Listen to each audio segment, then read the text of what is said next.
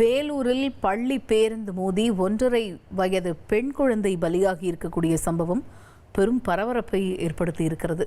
இது பற்றிய முழு விவரங்களை கேட்டு பெறுவோம். செய்தியாளர் பிரபாகரன் இணைகிறார். பிரபாகரன், வணக்கம்.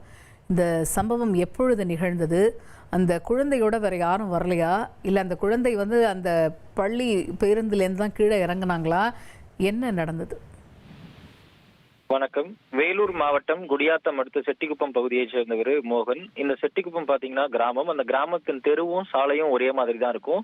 அந்த தெருவுல பாத்தீங்கன்னா மோகனோட 1.5 வயது குழந்தை துர்காஸ்ரீ விளையாடிட்டு இருந்திருக்காங்க. அந்த தெரு வழியா பாத்தீங்கன்னா செம்பேடு பகுதியில் செயல்பட்டு வரக்கூடிய தனியார் பள்ளியின் வாகனம் வந்திருக்கு. அப்போ அந்த தனியார் பள்ளியின் வாகனம் பாத்தீங்கன்னா தெருவில் விளையாடிட்டு இருந்த துர்காஸ்ரீ மீது எதிர்பாராத விதமா மோதி இருக்கு. அந்த மோதினதுல அந்த குழந்தை சம்பவ இடத்திலேயே துடிதுடித்து உயிரிழந்தது அந்த பகுதி மக்கள் சொல்லியிருந்தாங்க. உடனடியாக சம்பந்தமா தகவலும் குடியாத்தம் நகர காவல் நிலைய போலீசாருக்கும் தாலுகா போலீசாருக்கும் சொல்லியிருக்காங்க.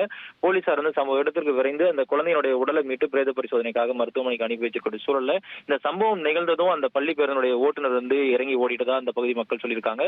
இருந்தாலும் இந்த சம்பவம் தொடர்பாக அந்த போலீசாரும் விசாரணை நடத்தின சூழல்ல பள்ளி பேருந்து மோதி இந்த 1.5 வயது பெண் குழந்தை உயிரிழந்தக்கூடிய சம்பவம் சோகத்தை ஏற்படுத்தியிருக்கு அந்த பகுதியில். தகவல்களுக்கு நன்றி.